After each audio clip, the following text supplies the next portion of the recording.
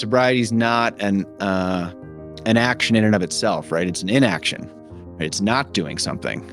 And it's the same thing with any passion, right? That's really our hope at Mountain House, is that while guys are here, and they're typically here with us for minimum length of stay, 6 months. Some guys are with us now approaching 18 months, right? Because we've got kind of like a fraternity style thing going here where guys just don't want to leave, and they're able to kind of throw the elevator back down to the next guy, which has been really cool.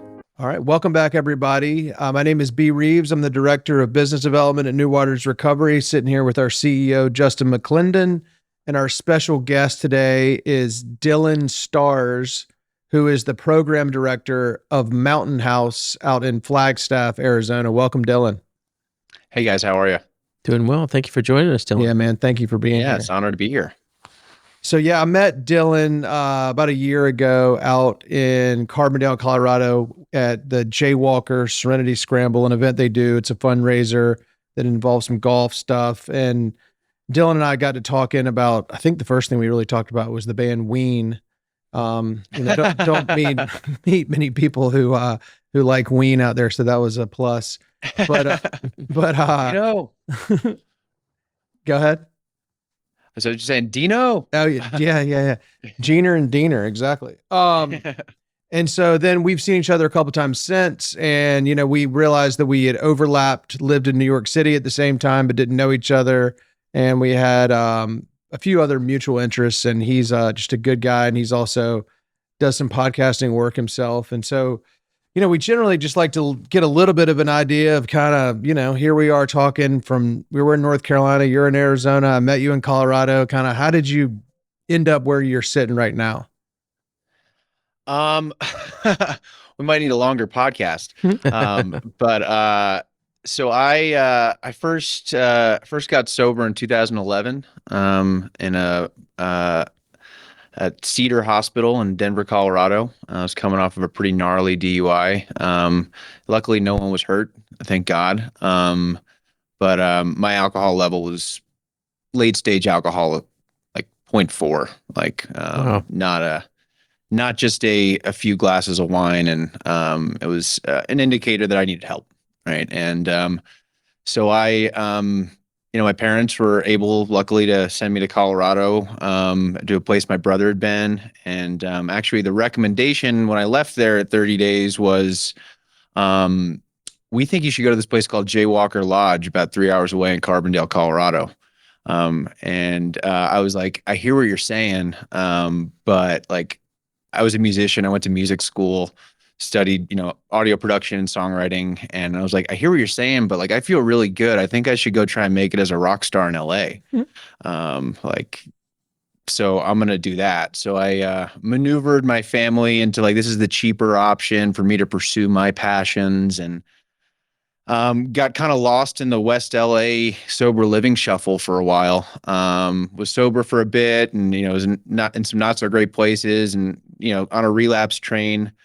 Music career kind of did take off though. So I was, getting gigs, playing bigger venues, was caddying at Bel-Air Country Club, hanging out with celebrities and rock stars, and like then going home to like a sober living. And,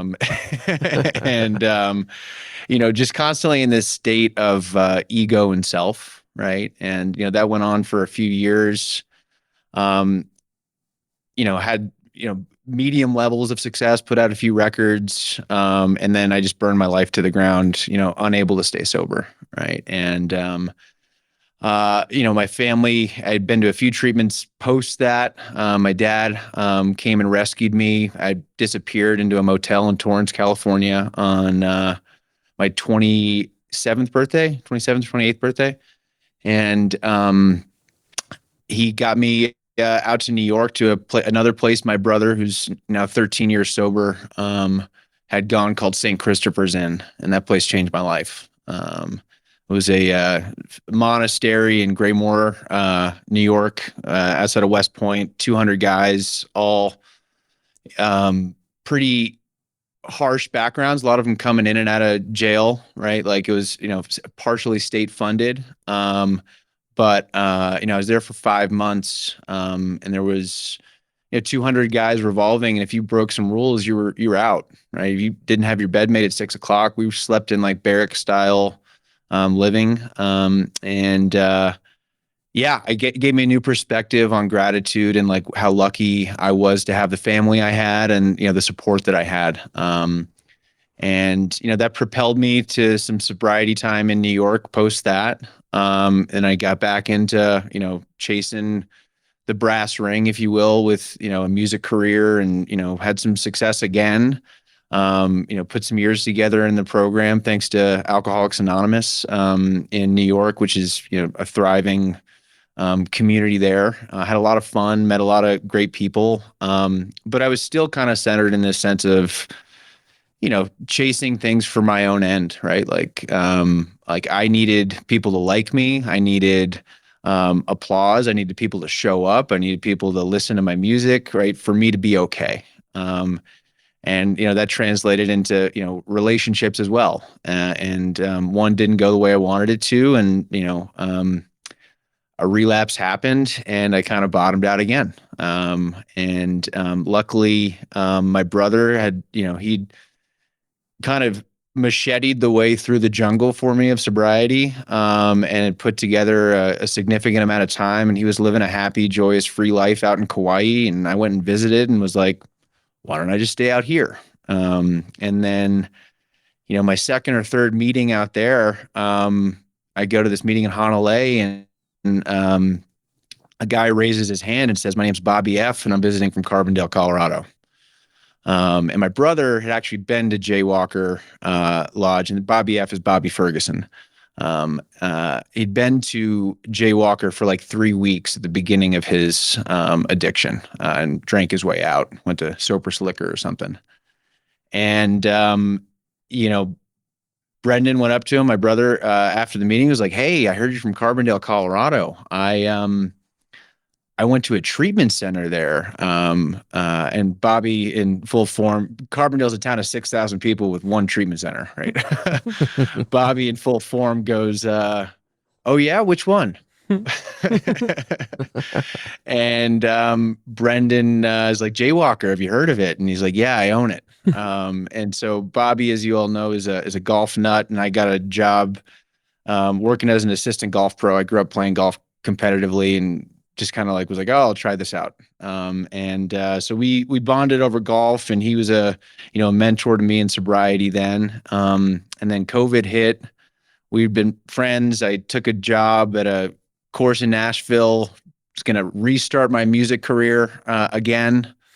Off the plane, I have no program, and I'm chasing my dreams for my end, and I'm drunk again. And then 6 weeks later, Bobby and another guy in Nashville kind of scooped me up and got me out to Jaywalker Lodge. And I stayed there, in care for about 10, 11 months. Worked at a grocery store, got a job at, did whatever. I finally surrendered. Right. And, found a community there, started a 6:45 a.m. meeting there. I really took ownership over my, recovery.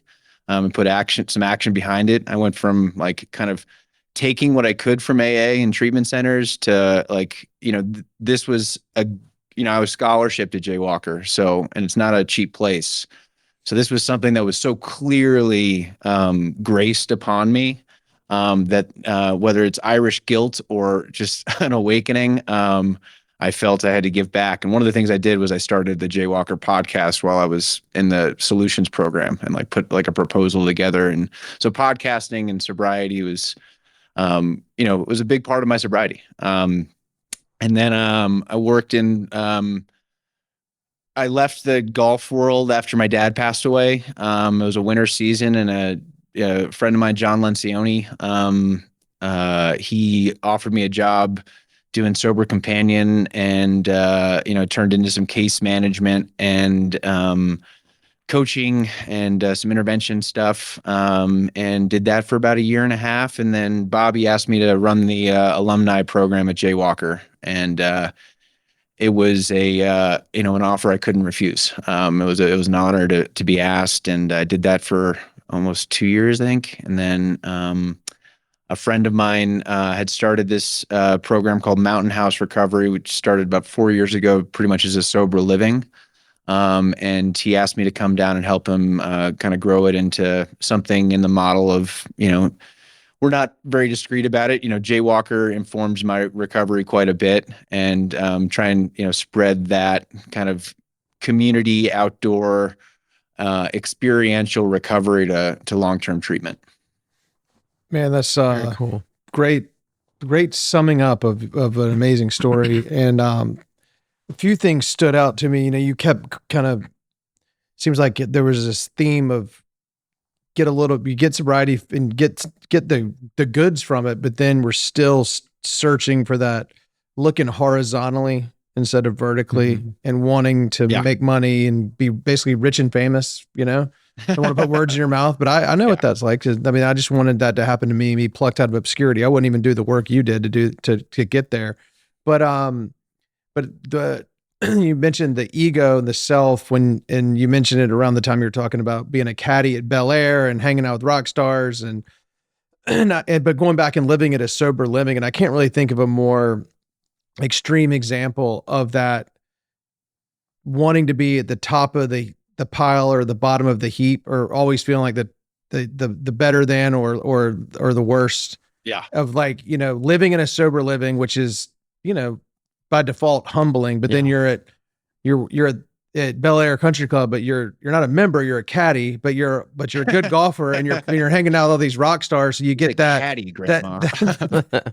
that taste of it. So you get to hobnob, rub shoulders, but then you're back. So to me, that would just be like a mind scramble of the ego, like just constant back and forth, but never that just, that kind of 4, 5, 6, instead of being, just kind of right size, I guess is the word I was looking for. Absolutely. Yeah. I mean, I've got stories galore, and it was a great experience, and I had good times and bad times, and I wouldn't trade any part of my story because I like the person I am today. Right. But in hindsight, that type of, and I think everyone experiences that. And the young men I work with today, everyone experiences that on some level, right? We've got this idea of, we all have our intentions and who we think we are, right? And what we want to be. And, we judge ourselves based on this kind of perfect ideation of self, right? This person that exists in another universe that's thrown a perfect game of life. Yeah. Right. And, our actions don't line up against that. Mine certainly didn't, right? But I'm constantly comparing myself to this person that doesn't exist, that's at the top of the heap. And, for someone like me, who's an alcoholic, genetically, behaviorally, right?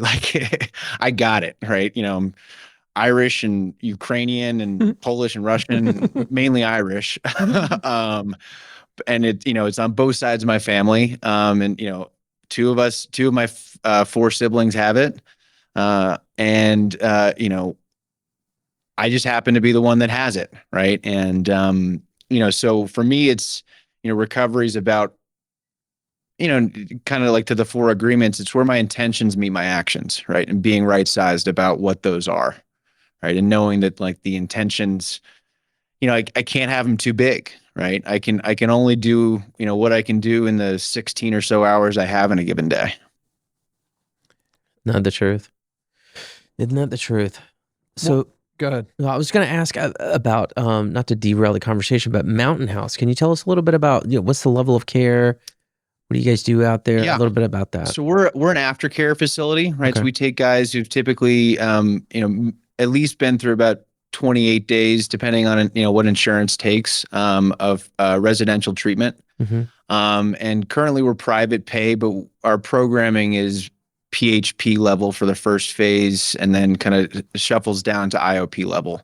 And we're right in the heart of Flagstaff, Arizona, right off historic Route 66. We are, a gap wedge from the Northern Arizona University campus. Quarter mile from downtown Flagstaff. We have 17 beds spread across 4 houses. And we take guys who are, kind of resemble my story and Aaron, our owner's story, of, an ability to kind of do treatment, but an inability to do life. Right. And, so we take guys who've, typically, they're trying to get back into college. They're trying to, find a career, find a path, whether this is a trade school or whatnot. And, we try and give them a community and add some, outdoor adventures. We do a big trip every 5-6 weeks. We do 2 to 3 experientials during the week. We've got a clinical staff. Guys are meeting with me as a life coach, or we've brought on 2 more life coaches. Some men with some serious time in the program and in recovery. And then we run clinical groups twice a week, a community group, and then each guy meets with a therapist. So That's Cool. awesome. Well, we talk, about recovery and, the treatment center, the ins and outs and what people do. But I wanted to back up a little bit, and I do want to hear, we've talked about it a little bit, but will you just give us like the 30,000 foot view of like your musical career and like where it started, the highs, the lows? You don't have to get into too many war stories, but and then kind of, are you able to implement it today in your recovery and at Mountain House? yeah, I mean, it's not much of a career, right? I played some of the bigger, I would regularly play some of the bigger. I was a local musician, Okay. right? And then I had a little luck with some Spotify playlists and some licensing for some music and TV shows. But I Cool. grew up. This might show my narcissism, but I bought a Bob Dylan CD when I was 13 years old, and I was just because like, hey, that guy's got my name. And I'd heard of him, and then I just became obsessed, right? And that led into more of the jammier stuff with the Dead and Ween and Fish, and yeah, I went to a music school in Chicago called Columbia College. Had a great time there. Probably too good of a time in hindsight. And was in Austin for a while, and then LA, I really started taking it seriously. But yeah, my music's out there on the web if people want to check it out. As far as like where it is now, I still write actively, not as much as I'd like, but and I perform. Since I've moved down here to run this program, that's kind of been all consuming. But I'm doing an open mic with one of our clients next week. He's cool. trying to audition for a play, so we're gonna do a warm up, and I'm gonna play guitar for him, and he's gonna sing in an open mic, and then really cool. Actually, next week at the Lone Star Collective, I'll be the musician opening up the event at an Alpha behavioral health party. So Cool. I find little like gigs here and there. Hopefully when things settle down with the growth here, I can find a few weeks to go somewhere and record another record. And now it's more for I think with anything is in life and what recovery, and you said it perfectly before, is being right sized, right? And I tell it to my guys as like, what's the surface versus the essence here, right? And for me, for the longest time, music was the surface, right? It was like the way I got people to like me because I didn't like myself, right? And now, like Thursday night, I'm driving to Vegas to meet my sober brother. He's going to the Dead and Co show at the Sphere, and then afterwards we're going to a late night J-Rad concert with Branford Marsalis. Right now, I like seek out music for the joy, right, the essence of it. And I think, I dreamed of being a professional golfer and a professional musician when I was growing up, and I've gotten paid to do both. So like. You did it. They weren't the levels I wanted like when I was 12, but I've achieved goals that a lot of people don't. So yeah. That's cool. So from what I'm hearing and what I've seen, you're able to really, you've technically achieved both of those goals, but you also get to use implement both of those passions in your recovery and in your job too. Between music and golf. 100%. Yeah, Yeah. I think, being able to, we're all, if you're working in this field, whether you're, doing what I'm doing, working with families and guys on the front or on the back end of programming. You're a teacher, right? And I'm trying to teach from my experience, right? And where I've gone wrong, and hopefully shorten the period of time people have to go through this cycle of addiction, right? Because it is terminal, right? And you will relapse. I tell it to my guys is like, we've got a simple equation here. It's A plus B equals C, right? And the constant is A, and that's you, right? B are your actions, your priorities, what you do, right? And C is whether or not you're sober or drunk, right? The only thing we can change is what you do, right? That's it. And we're going to give you a community here of, some like-minded guys to help you find that. And over time, the result is sobriety, right? Sobriety is not an action in and of itself, right? It's an inaction, right? It's not doing something.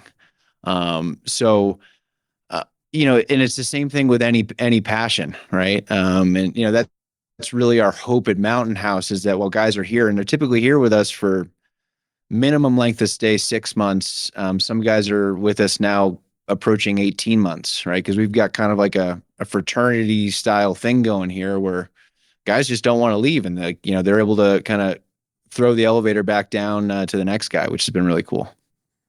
That's cool. That's awesome. And being able to show these young guys how to live, and more importantly, enjoy life clean and sober, is it's such a difference. I mean, just wagging a finger and telling people, do this, and I promise it'll be better, to really show, and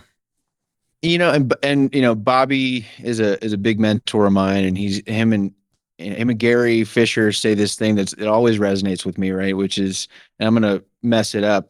So if they're listening, hopefully they forgive me, but, you can't pretend to show up, right? You can pretend to care. Yeah, exactly. Yep. You can't pretend to show up, right? And that is, to me, kind of like what we're trying to instill with our guys, right? And our families too, right? Like, we want the families. We're starting a family program this week. I'm really excited about that. Ray Barlow is going to run for us. He's got decades of experience in the field, and the families need to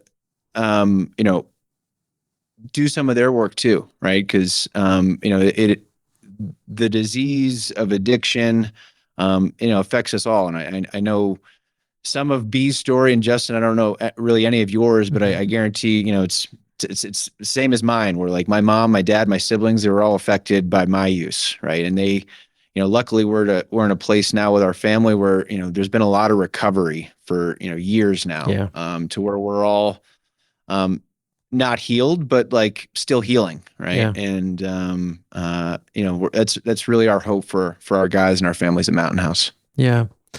I was engaged in a conversation earlier about this. I mean, time and time again, you hear people say this in our industry, and that's, addiction is a family disease. I think we know that very well, but man, it's so true. Time and time again, like the family has to be willing to do some of the work, right? And I'm sure, Dylan, I'm sure you guys see it just like anybody else does, but a lot of times you get those families where it's just like, it's the child, the spouse, whoever it is, it's their problem. They need to do their stuff. We're cool. We're over here just kind of hanging out. But it's not until we can get the family to get on board with, what's their role in this, and what is their role in the kind of healing process look like, that anybody really stands a chance of having some peace and happiness at any point, Yeah.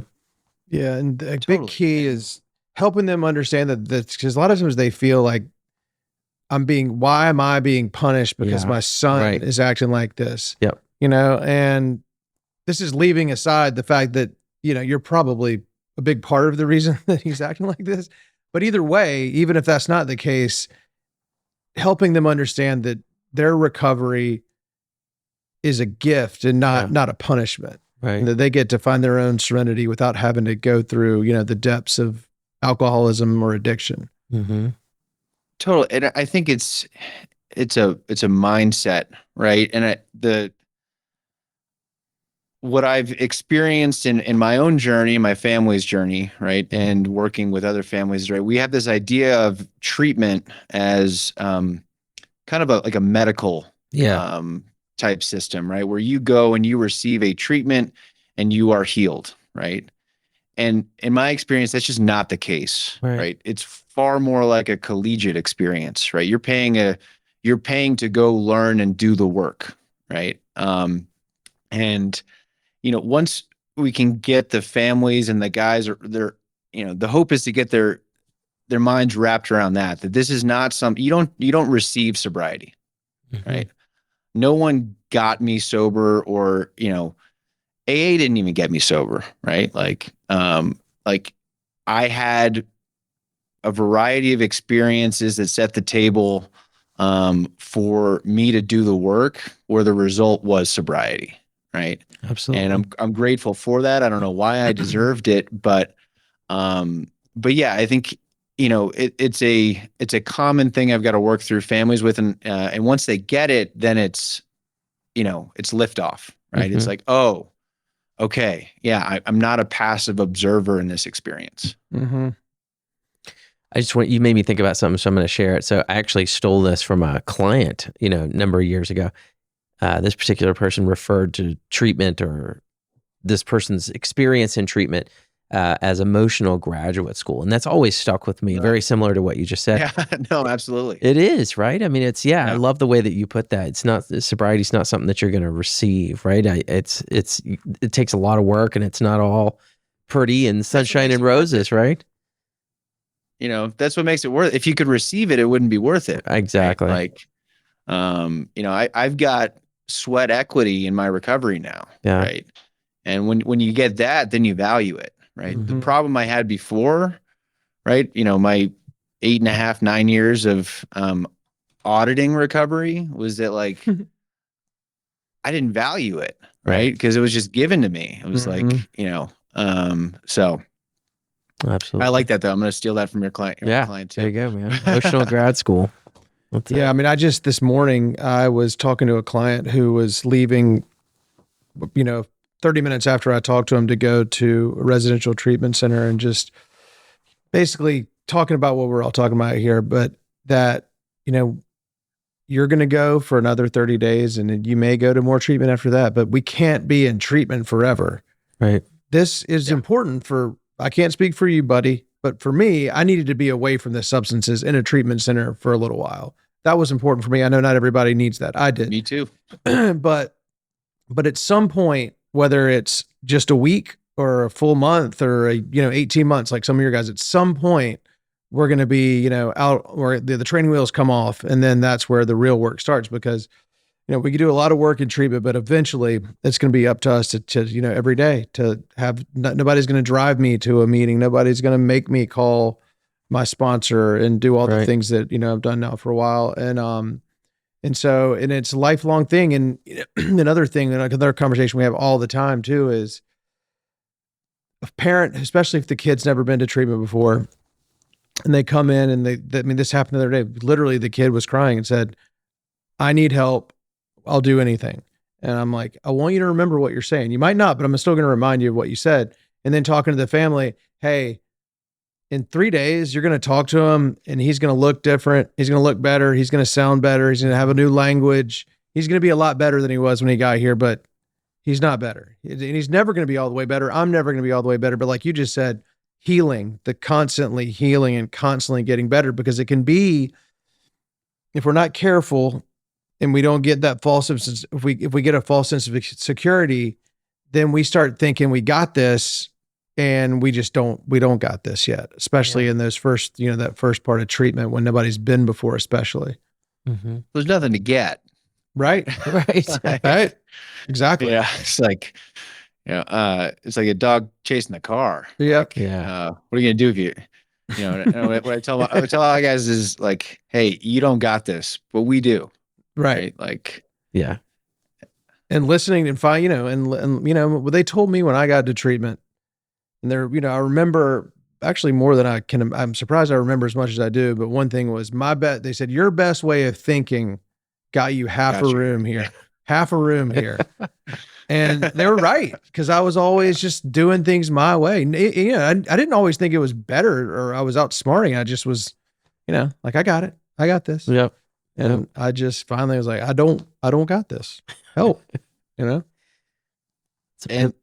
But I think that's gotta remain, for us who work in the field, right? And I've lost some friends that work in the field over these last few years, right? Like that's still got to be I've got a job here where I'm working with families and guys, but that's not my recovery, Right. right? Dude. Like, and my sponsor, used to work in the field, and he reminds me of that constantly, right? Mhm. Like I've got to, when I say my name's Dylan and I'm an alcoholic, it can't be my name's Dylan and I'm an alcoholic and I know some shit, right? It's got to be my name's Dylan, I'm an alcoholic and I still need help, Yeah. right?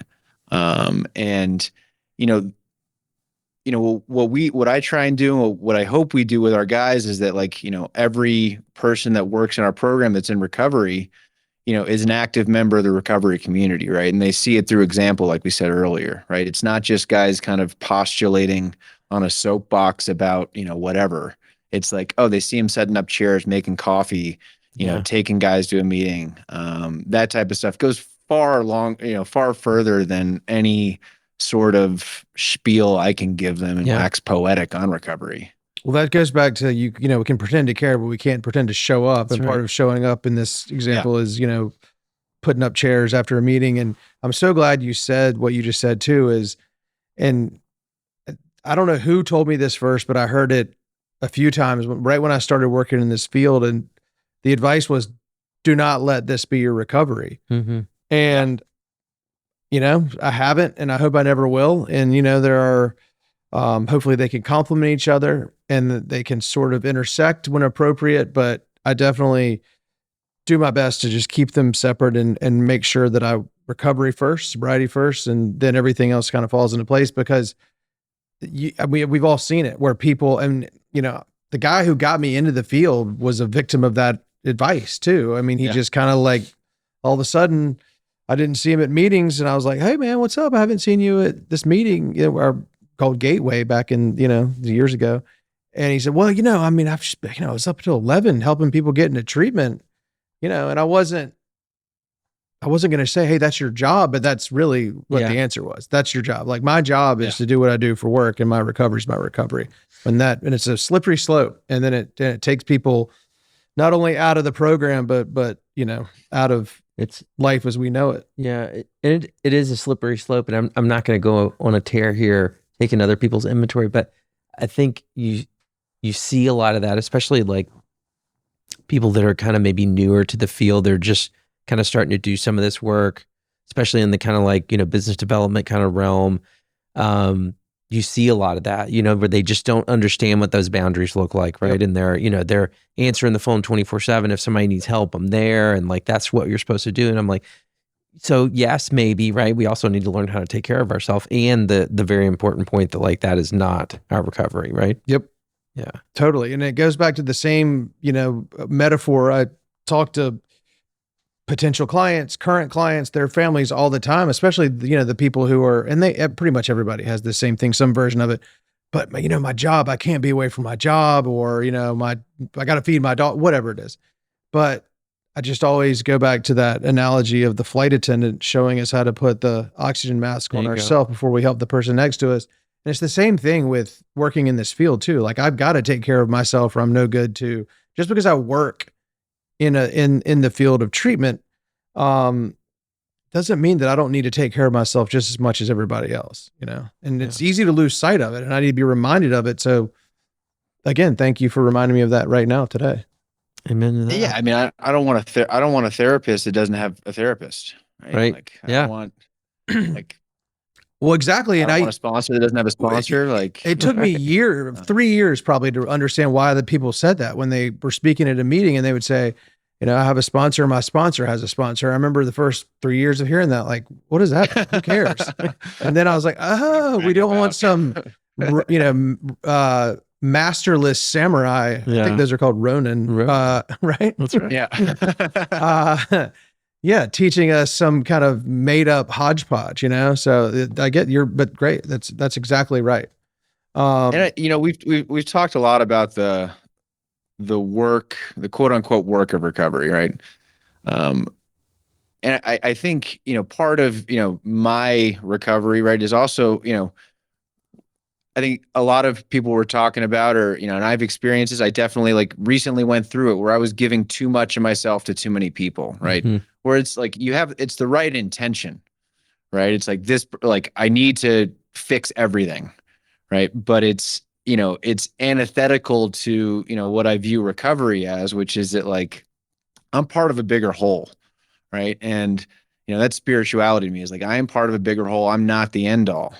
Right. So if I start acting like I am, right, and I'm trying to fix every family's problem, or I'm like bending over, two backwards for a guy who doesn't want it and trying to fix him, right, I'm going to take away from my ability to participate in my own recovery, Mhm. right? And my own recovery is going to Vegas to shows with my sober brother, right? It's going on hikes and, having pursuits of my own, that, I spend my day helping other people find their pursuits, but it's my responsibility to find my joy in life. And that's what I'm trying to impart to these guys too, right? Is that like, no one's going to give you purpose, right? No one's just going to like tap you on the shoulder and be like, here's your purpose, right? You've got to dig, right? And, when you find it, it's precious and you hold on to it and you value it. Um, but, but yeah, like, and that's why I love, the B that we've met in these, golf things, right? Where we're out there having fun, right? Sober, Yep. right? Cause if you're not having fun sober, I don't know about y'all, but I'm probably not going to stay sober. No way. I mean, that's the thing that's so hard, and I try to just, I mean, I outright ask people this all the time, especially people who are in our care. And I'm not in there as much as I'd like to be because I'm traveling so much. But when I'm there, I try to sit down with some people and I just, I don't come force this on them, but just say, do you think I enjoy being sober? Does it seem like it? And they always say yes. And I'm like, exactly. I would not be sober if it sucked. I wouldn't. There's just no way. No. Yeah. And I was actually at a meeting in Phoenix when I last saw you, right when I got off the plane, and I heard a guy share. I never heard anybody say this. We get sober, we don't get somber. And Yeah. that's the thing. It's we're not a glum lot. We don't get sober to be boring and rigid, and it's supposed to be fun. And it is. Yeah, Thank and God. like the capstone to my story, right, is that like in July, I'm flying to Vancouver with Bobby to go to the AA World Conference and just Man, That's mess cool. around Vancouver with, the guy who got me sober, right? Like That's awesome. I can't, I get chills thinking about it, right? We're lucky, right? And like to have all this fun and, do podcasts and, get to do all the things we get to do, hopefully, we should just impart that on the next guy. absolutely. Absolutely. Well, I think that's a great place to wind it down. What, Dylan, tell us how we find you and how do we find Mountain House? Mountainhouserecovery.com. I'm sure y'all post our socials on this, but it's at MTN House Recovery on the Instagram. And then me, I'm anonymous. Actually, I'm not very anonymous at all now, I guess, after this podcast. But just my name, Dylan Stars. It is my real name. My parents are Art and Mary Beth Stars. People thought it was people used to think I made it up as a stage name, but no, I just have a rock star sounding name, but I'm not a rock star. Yes, you are. I'm all over the interwebs of Spotify and Apple Music and all that. Awesome. Very cool. Awesome. Well, thank you so much, man. Yes, thanks, It's Dylan. good to see you, and I can't wait to see you soon. I'll be in Austin, so hopefully I'll see you perform. I'll see you Wednesday. Send me some tunes. All right, buddy. If you liked what you heard today or just want to know more, give us a call on 919-670-8119 or visit us at newwatersrecovery.com. Thank you.